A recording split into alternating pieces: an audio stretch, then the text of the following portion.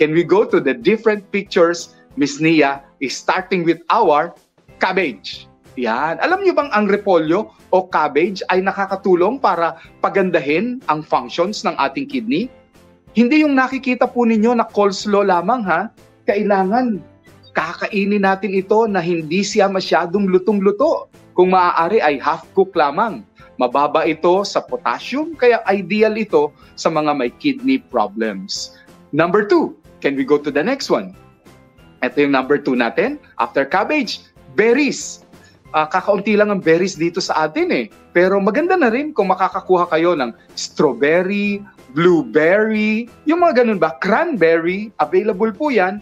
Pwede natin gawing juices. Okay? Next natin, ipakita natin ang ating number 3, isda. Kesa puro steak ang kinakain natin, maganda na kumakain tayo ng mga omega-3 fatty acids sa matatabang isda. Huwag niyong isipin na yung taba na yon ay magkukos ng deposito sa inyong ugat at puso.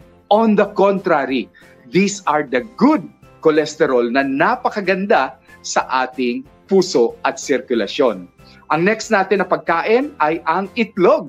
Next natin, purong itlog pero yung puti niya.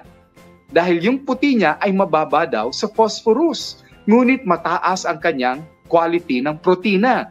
Kasi yan ang problema po ng may kidney problem. Hindi niya kayang i-digest mabuti o i-filter ang malalaking molecules ng steak and meat protein. So makukuha natin yon sa ating mga egg white. May mga tao na mahilig dito. Kinakain nila ito, isinasahog nila sa kanilang mga ulam. Yung next picture natin will show you the garlic is very important for our kidneys.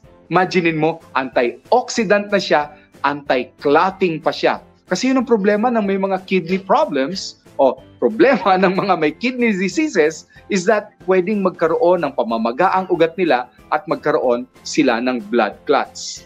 At kung maaari, iwasan natin ang pagpipirito. In fact, mas maganda nga, instead na prito, mga may sabaw ang ating kinakain. At kung gagayahin natin ang mga Italyano, alam niyo bang nagsasawsaw sila ng tinapay? Konti lang naman.